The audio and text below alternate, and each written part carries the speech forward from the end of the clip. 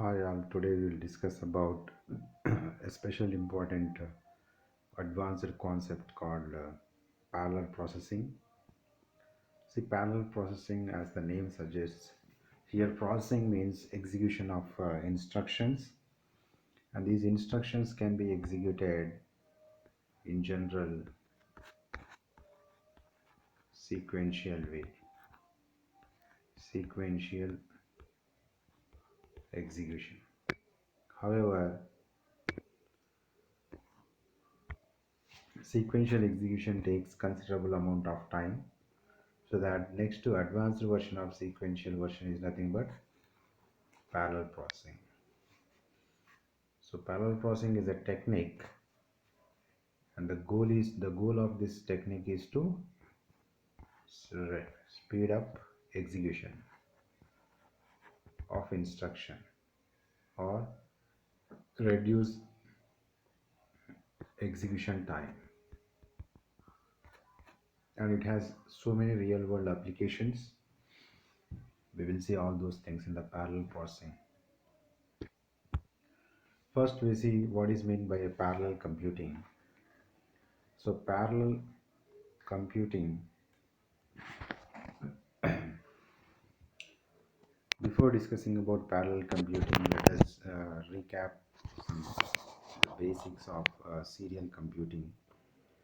Traditionally, software has been written for a serial computation, a problem that is broken into a discrete series of instructions. Instructions are executed sequentially, one after the other, executed on a single processor, and only one instruction may be executed at any moment of time. So here what happens in general, so far whatever we are discussing about a program execution, all related to the serial computer. Remember, when I say program is a combination of instructions, a group of instructions. Let's assume I1, I2, I3 and I4. So in saying what happens, take the instruction I1 and give it to processor, execute this. Next, fetch another instruction. Next, execute it. Next, fetch another instruction. Fetch another. By this way, what happens? If this is my processor, it is executing instructions one by one. I1, I2, I3, and I4. So here, what happens when if I1 is taking some let's assume each instruction execution is taking 5 nanoseconds. So first 0 to 5 one instruction, 5 to 10 second instruction, 10 to 15 third instruction, 15 to 20 fourth instruction. So here I1, I2, I3, I4. So since each instruction takes 5, since there are 4 instructions, it takes 20 nanoseconds in serial computing. So I hope you are getting what I'm trying to say. So each instruction is fetched from the memory, decoded and executed. And remember, each instruction execution will take, will follow, fetch, decode, execute and store. Similarly, fetch, decode, execute and store. Fetch, decode, execute and store. Fetch, decode, execute and store. So this is called serial computing or serial processing. So the goal is to reduce this 20 nanoseconds of time which is taking for executing this I1, I2, I3 and I4. The goal is to reduce this execution time. So here what happens, problem is broken into some discrete series of instructions. Instructions are executed sequentially, one after the other. Like I1, after completion of I1 will go, processor will fetch I2 and execute, decode, execute and store. Then after fetch third instruction, complete execution, and next fetch fourth instruction and complete instruction execution. And this is executed on a single processor. We have single processor, so only one instruction may be executed at any moment of time. So this is the general description of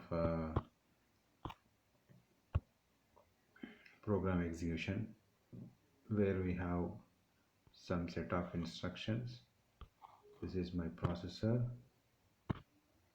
So the processor takes one instruction in t1 amount of time. Second instruction takes execution of t2 amount of time. Third instruction, like this is continuous. Here we have a single processor. Remember, we have a single processor. See, can you guess? Now the goal is to, if as said, I need to reduce the 20 nanoseconds of time. The solution is deploy another processor. This is a general rule, right? So divert the traffic, sum of the traffic to this processor. This is called parallel computing. So deploying more than one processor. And of course, the same thing can be achieved by using a single processor without deploying another processor. 20 nanoseconds can be reduced, which is called a special technique called pipeline. So here what's happening? Now this 20 nanoseconds can be reduced by two ways. One is deploy another processor. If required, deploy another processor. This is called multiprocessors, so the traffic can be diverted to these instructions P2, P3, P4. If I don't have but the thing is, it requires some extra hardware. And of course, there are so many challenges that we discussed. Remember, just have an idea that if I want to make the faster the sequential execution, two ways broadly categorized. Either I have to deploy the new processor, or I can, without extra cost, if I want to achieve the same thing with approximately, not exactly, with a single processor, there is a special technique called pipeline. So this technique, using a single processor, you want to reduce the sequential execution time, means you have to apply a technique called pipelining. Or else, if you have the capability of deploying another processors, then you can also reduce execution time. So this is a simple payroll example he has given. So here what's happening, instructions are getting executed by the processor one by one. So parallel computing, in the simplest sense, parallel computing is the simultaneous use of multiple computer resources to solve a computational problem. So in the simplest sense, parallel computing means a simultaneous use of multiple computer resources. Simultaneous use of multiple computer resources. What are multiple computer resources? Multiple computer resources means processor. Deploying multiple processor to solve a computational problem. So here a problem is broken into discrete parts that can be solved concurrently. This is most important word. Concurrently. Each part is further broken down into a series of instructions. Instructions from each part execute simultaneously on different processor. An overall control coordination mechanism is employed. So here what's happening? As I said earlier, if a program contains 8 instructions, 1, 2, 3, 4, and it also contains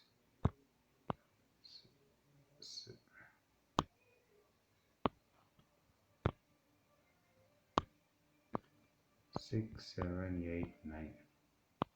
Send this to one processor P1 and send this to another processor P2.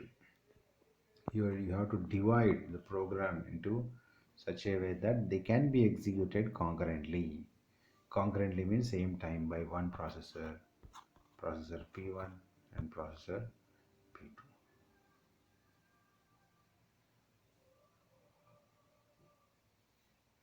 So this is most important thing.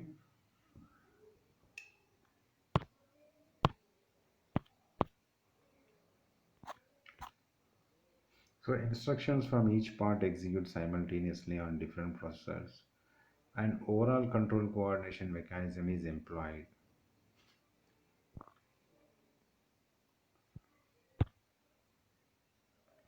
So this is a pictorial representation of parallel computing where I have a problem, divide this problem into some parts, let's say 1, 2, 3, 4, and write the instructions individually which can be executed concurrently,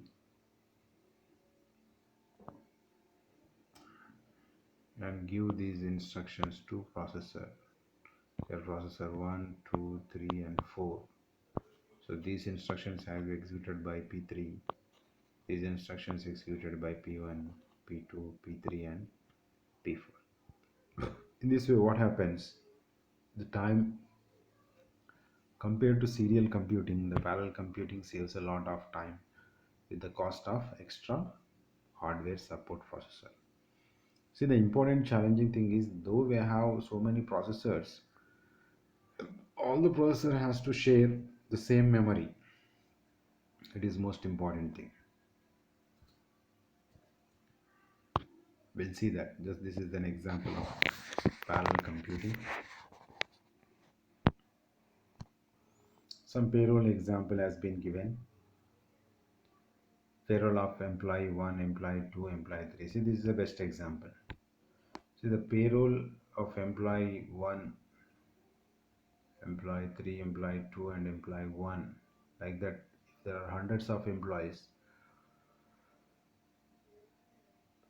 the payroll of one employee doesn't affect the payroll of other. They can be computed concurrently. So you have to identify the problem, divide the problem into some components which can be executed concurrently. Again, it is a very challenging and difficult task. So once the dividing has been completed, then simply assign these things to multiprocessors. So this is called multiprocessor environment because we have more than one processor. So as opposite to single processor.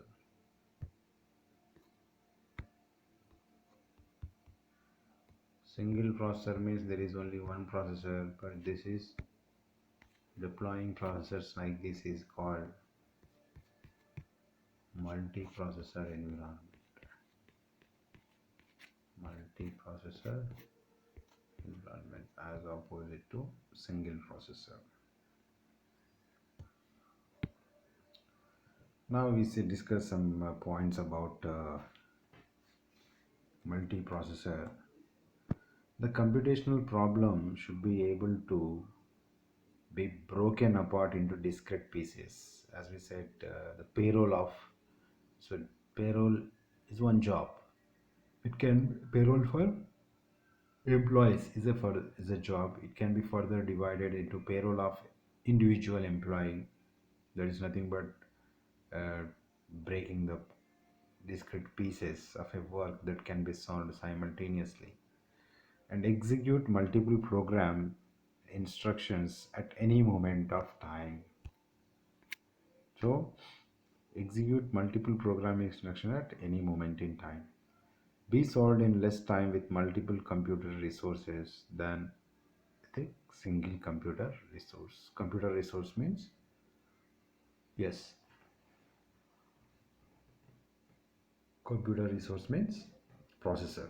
The computer resources are typically a single computer with multiple processors or arbitrary number of such computers connected by a network is most important. This can be achieved by two things. One is single computer having multiple processors P1, P2, P3, P4 all together resides in one computer. Second can be achieved. I have one computer, two computer, third computer, fourth computer connected in a network. Connect in a network. These are the two possible solutions. This is called parallel computing. So either I can have multiple processors in same computer or multiple computers connected in one network. With these two things, we can achieve parallel computing. So the parallel computers virtually all standalone computers today are parallel from a hardware perspective. So even if you take a single computer, they support parallel. How means multiple functional units L1 cache, L2 cache, branch, prefetch, decode, floating point, graphics processing, integer. We have multiple functional units. That means all these things divide the functionality of the processor. Floating point unit. Having a separate floating point unit, it helps processor. See if this is my processor, if this is my processor, this processor helps, the floating point unit helps the processor. If any floating point computation assigns, it assigns the job to this floating point. Similarly, if anything related to graphics comes, graphical processing unit, separate graphics card, GPU. So by this way, what happening inherently or by default or virtually all computers, standalone computers are supporting or implementing parallel computing and multiple execution units and cores, multiple hardware threads.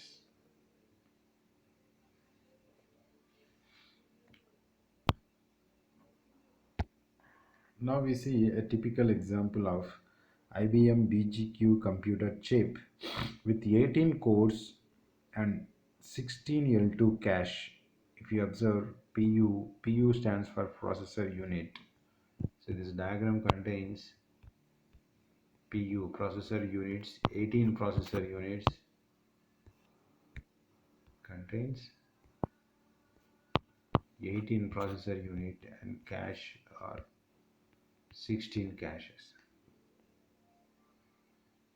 PU processor unit 3. So it is a one computer chip. It is altogether one computer chip in which 18 processor units or 18 cores we can call it 8 core, 2 core, 3 core, octa core, quad core. You might have seen in the even in the mobile you might have seen quad core. What is the meaning of quad core? Dividing your processor chip into four processor units, PU1, PU2, PU3 and PU4, and dividing into number of caches, L1 cache or L2 cache, L3 cache and L4 cache. This is a typical example of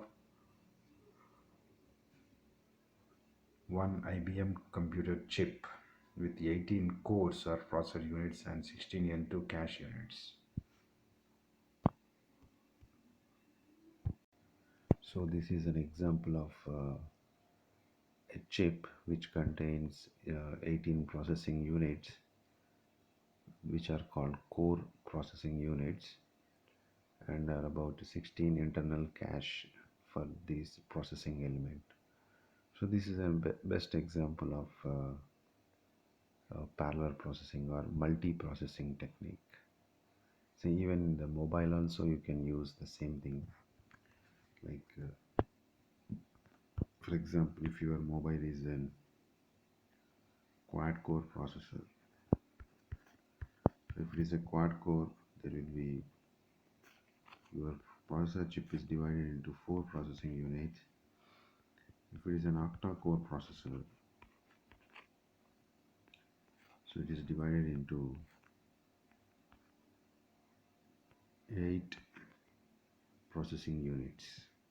So this is called multi-processor environment. But of course there are some challenges, and the biggest challenge is how all these share the common main memory.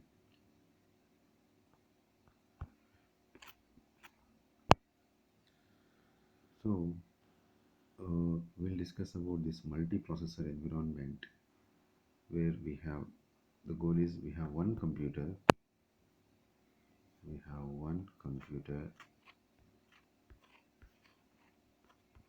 one CPU, and the CPU contains multi-processors.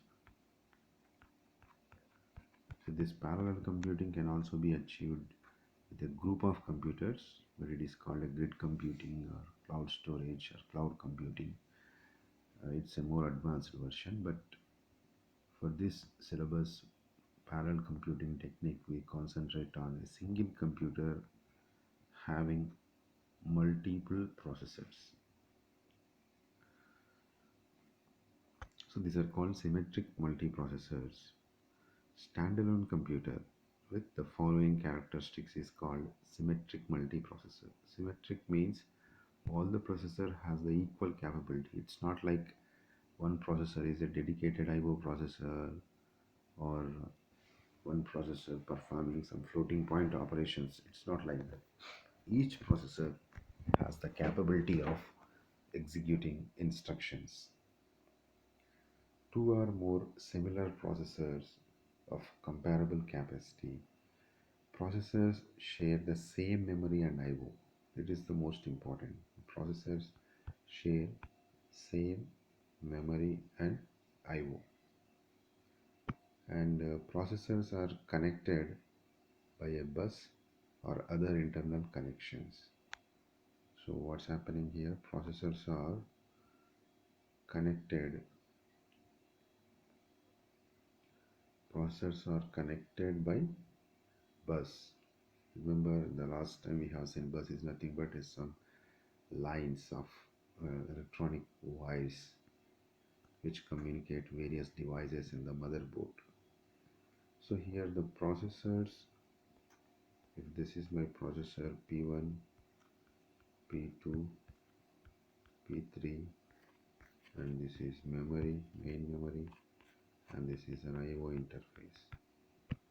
So the thing is, processors, every processor has to share this common main memory and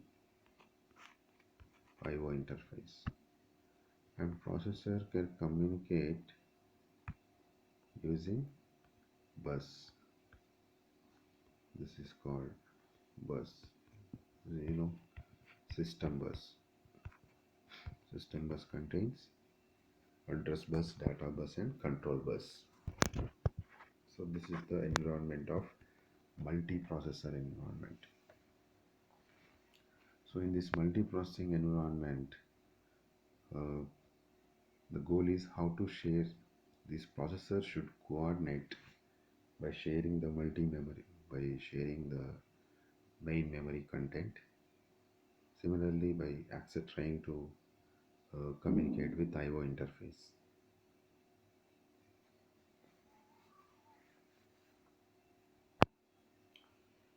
Processors are connected by a bus or other internal connection. Memory access time is approximately the same for each processor. All processors share access to I/O, either through the same channel or different channels giving paths to the same devices. All processors can perform same functions. For that reason, we are calling symmetry. That means they have the same capability. System controlled by integrated operating system. We need a special type of operating system because the normal operating system will not work, and this operating system is called multiprocessor operating system.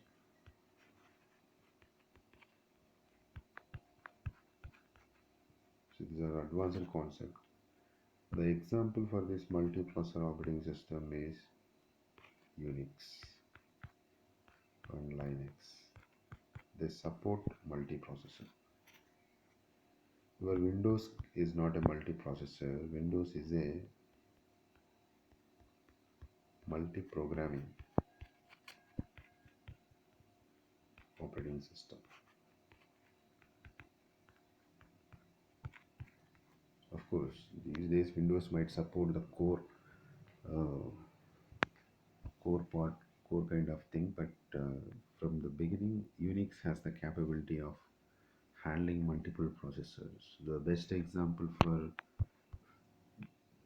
multiprocessor, you have to remember this point. The best example for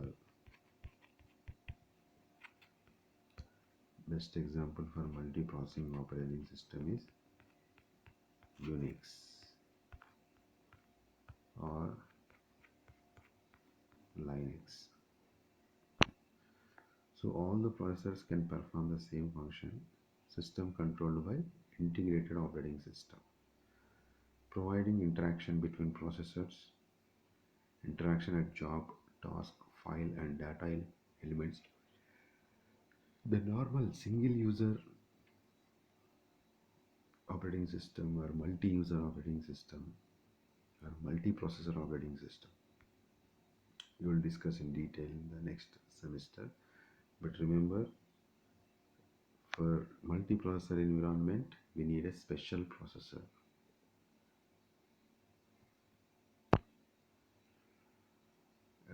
Let us try to differentiate between the multi-programming and multiprocessing because it is very important from exam point of view.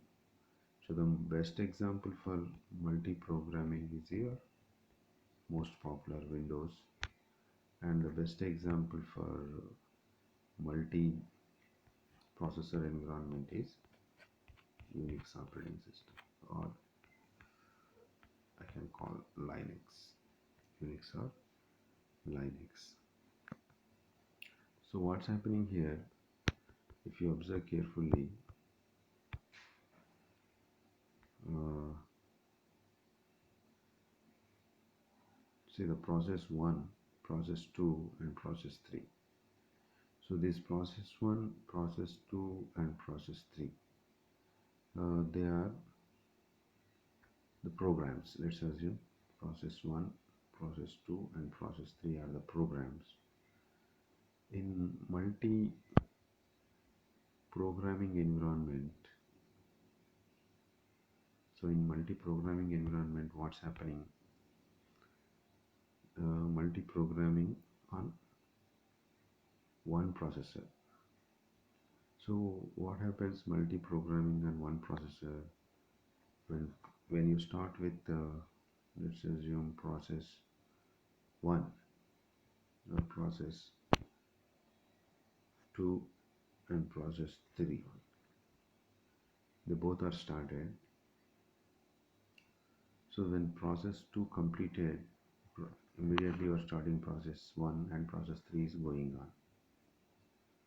So it will stop forever, during which process 2 continues. So this is called interleaving technique. That means here the main logic behind this multi-programming is that frequent context switching happens. That means when you are executing process 1, if it encounters any IO instruction, then keep this process and continue with process 2. Take some other 2. When process IO instruction is ready, when you get an interrupt, keep process 2 and continue with process 1, execute this. So like this frequent context switchings. Context switching means changing the execution from process 1 to process 2 or process 2 to process 3. These things happens infrequent in multi-programming environment. But when it comes to uh, multi-processing, multi-processor environment, where see here we have a single processor. For that reason, we are doing context switching to support multi-programming. But the below diagram, below this picture shows where we have processors. Multiple processors in the sense, say this might be executing by processor 1 or processor 2 and processor 3.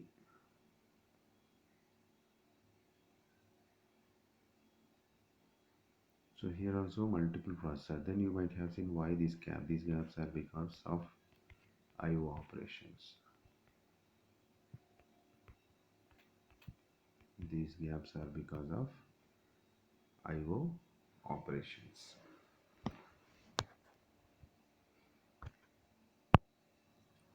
Let us see before going to discussing about the multiprocessor. Remember, we are discussing about parallel processing.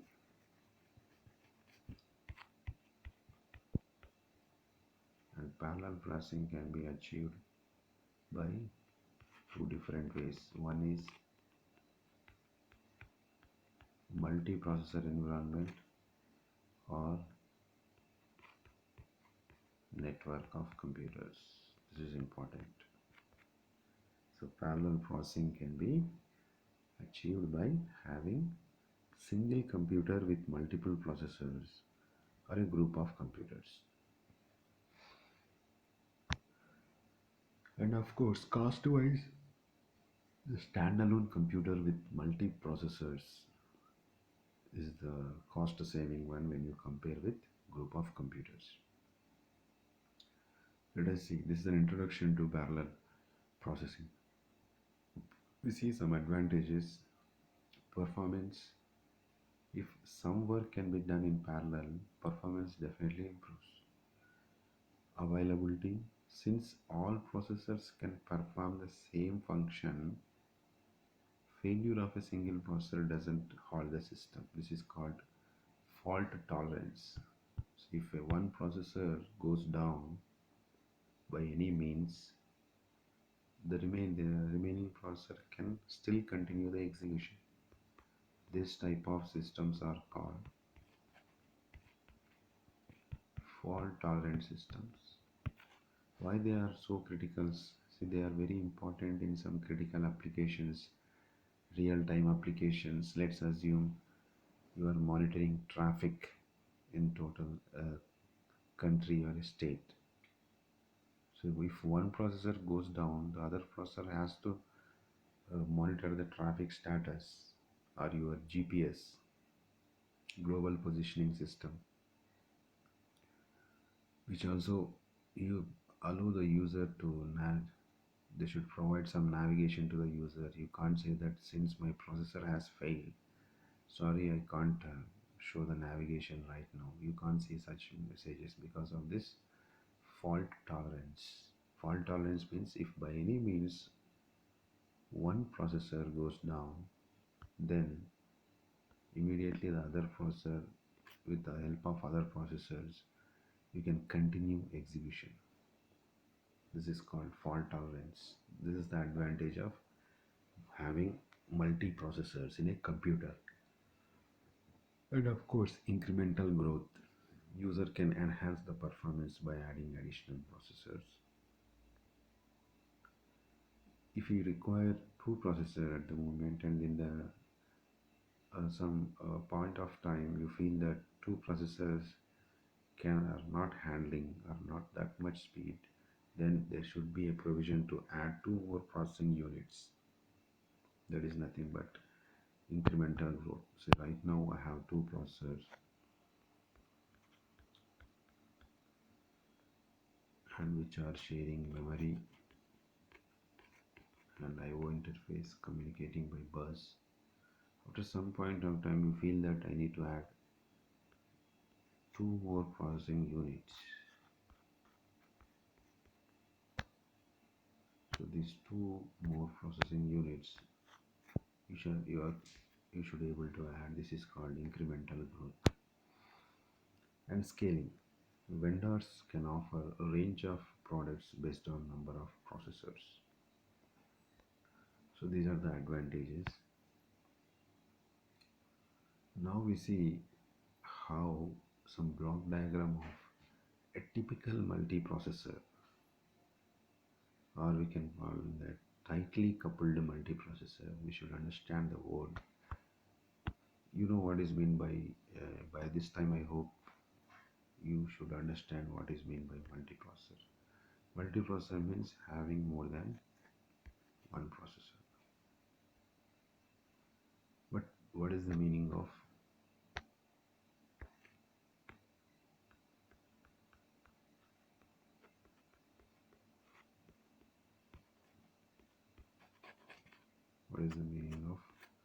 tightly coupled?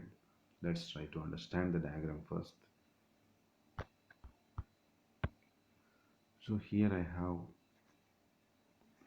more than one processor, and of course there is a strong interconnection network which will connect all the processors among themselves and which will also interact with IO devices, IO interfaces. Here are IO devices and this is main memory. Of the backbone, there is a strong network which connects all the processors, all the IO interfaces and main memory. This is called interconnection network. This is called interconnection network. This is called tightly coupled multiprocessor.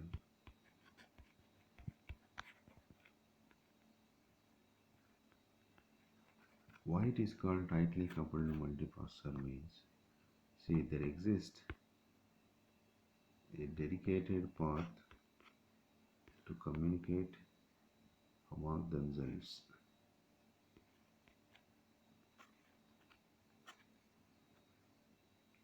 So if a processor 1 wants to communicate with 2 in tightly coupled environment, there exists a dedicated path. Similarly, if processor 3 wants to communicate with processor 2, there exists a dedicated path. Similarly, if a processor wants to access the main memory, there exists a dedicated path. All these things are happening because of this interconnection network, and this is the backbone. Such environment is referred as tightly coupled multiprocessor.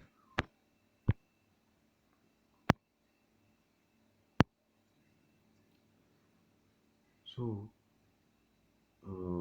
next we see how these multiprocessors are organized. This is called famous Flint's classification of parallel processing. This is a very important concept. This is called Flint's taxonomy.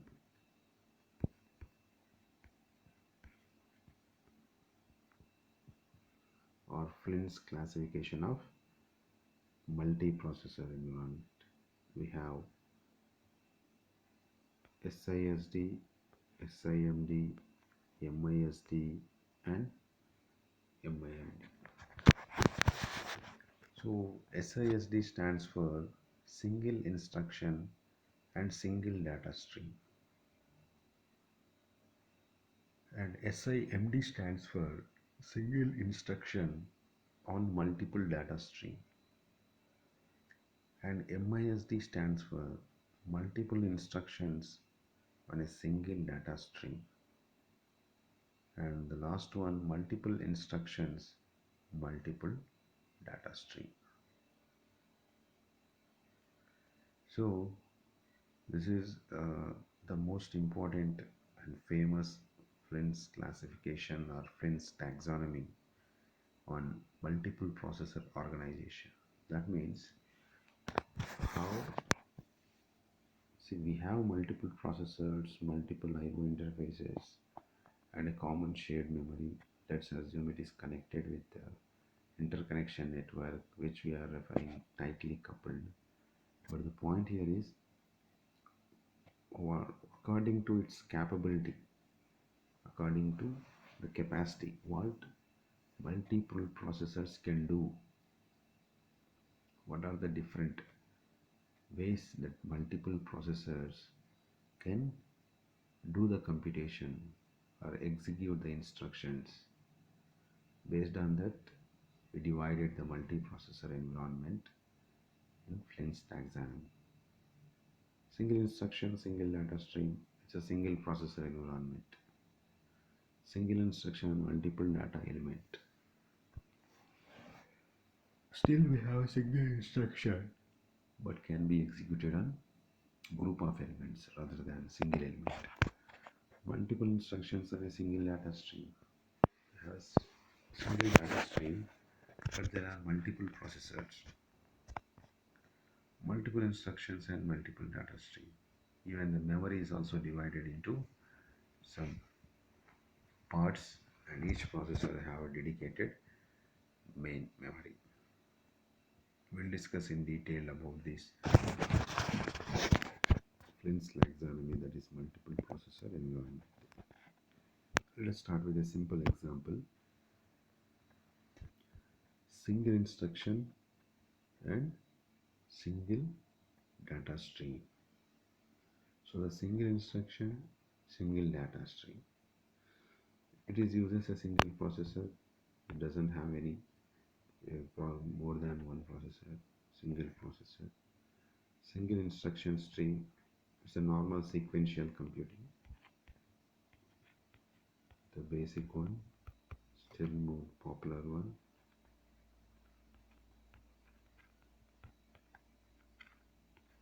Sequential computing. We have a single processor, single instruction stream, data stored in a single main memory. There is only one processor and one memory.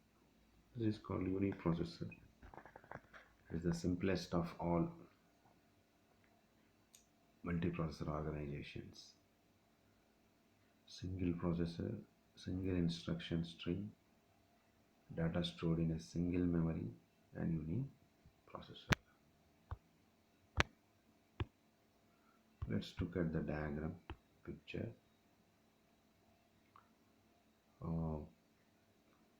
See, we have CU. CU stands for control unit.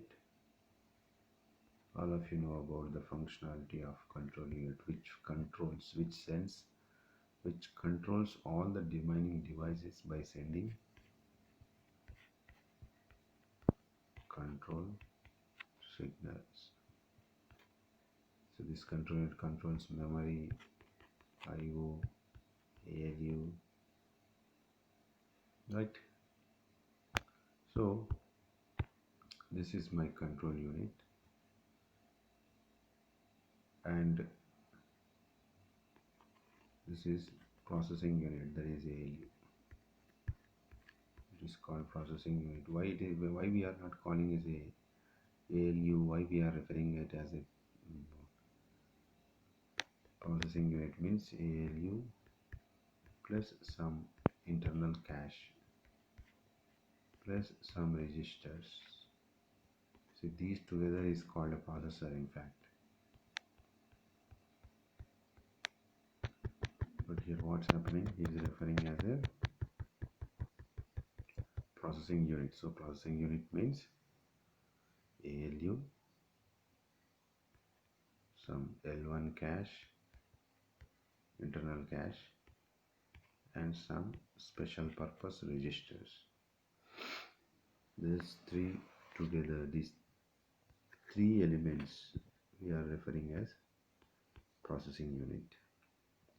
So this is the one which executes the instruction, isn't it? We have seen it in the block diagram of a digital computer. So ALU is responsible for performing all arithmetic and operations. See, whatever the instructions you write in a program, ultimately it boils down to an arithmetic operation. This thing you have to understand. So not every instruction, there may be IO instructions, but any instruction related to performing some computation ultimately boils down to arithmetic operation. So from control unit some IS is coming. Here IS means instruction stream. Single instruction stream refers to a single instruction is coming from control unit. Single data stream is coming from memory unit. So that's what happens in a single computing environment or sequential computing environment. It's just a basic one, right? So here what happens, the control unit sends one instruction and the data unit says one data unit, memory will send, and the PU performs computation.